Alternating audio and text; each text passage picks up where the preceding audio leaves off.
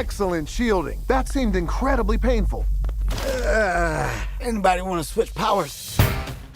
Hello everyone, welcome back to another Backlot Banter movie review. My name is Tucker Hazel, and I'm joined by my good boys, my best little friend, Tanner Dykstra. And today we are here to talk about DC League of Super Pets, the latest offering from Warner Brothers, DC. You know, they're always doing wacky collaborations over there.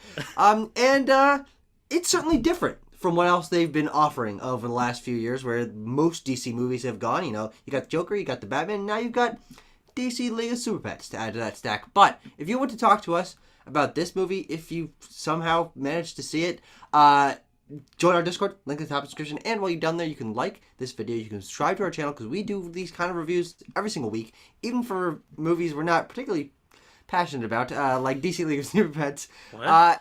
And Tanner, thanks for joining me here. I'm so glad you accompanied me on this adventure that the two of us have gone on. What do you think about DC League of Super Pets? Or do you think about it? Do I think about it? Tucker, I try not to think about DC League of Super Pets, a movie that I saw a matter of hours ago.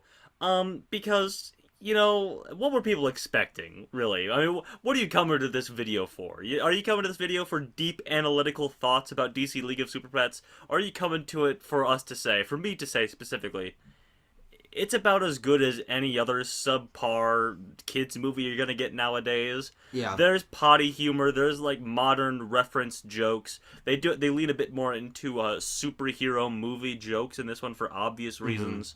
But it's nothing groundbreaking. Like they got a cast of celebrity voice actors, very stacked cast. None of whom are particularly good in this movie. They're all phoning it in. They're all getting a check from this. So. Yep. It's not a good movie by any stretch of the imagination, but it's not awful. I don't know.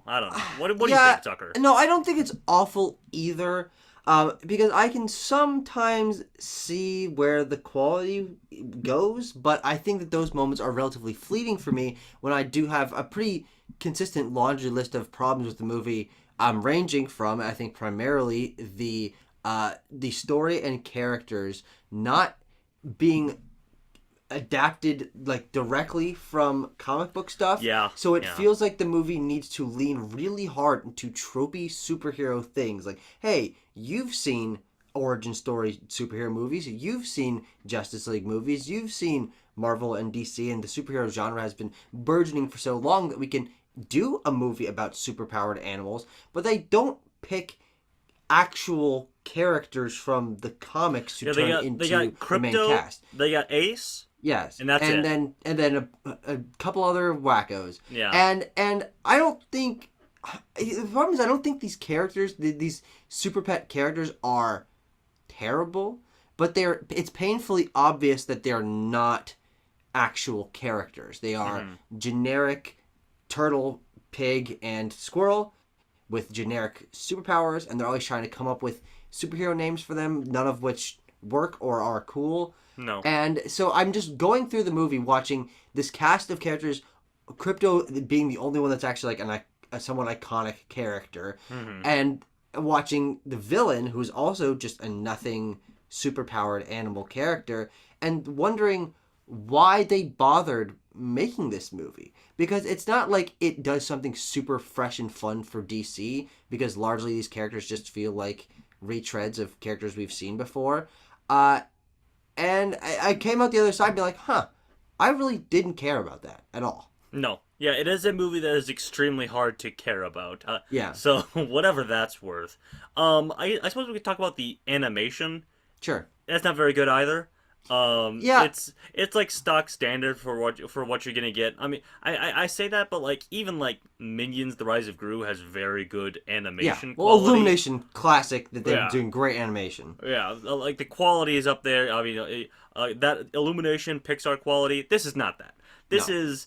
I mean, the models are very basic. It's nothing groundbreaking. The background characters, the side characters, are noticeably worse than any. They're terrible. Main character or like Justice League member or anything. Obviously, like noticeably worse. So I mean, that's what you're getting on that front.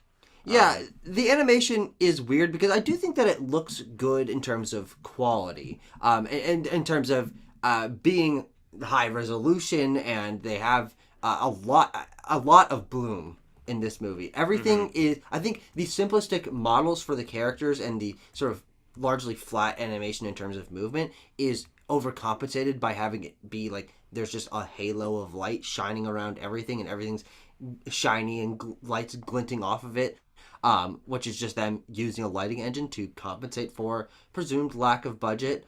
And it's weird that this movie is like their first 3D outing for a theatrically released DC movie, I believe, unless I'm misremembering something. And it's fine, but it sets a nothing standard. When you're looking at these humans that they're saving from different things, and they look like just terrible background characters, and as you're saying, the quality difference being incredibly noticeable, I never was able to care too much about these characters or the world they were creating, because it didn't feel lifelike and was just sort of robotic. Yeah.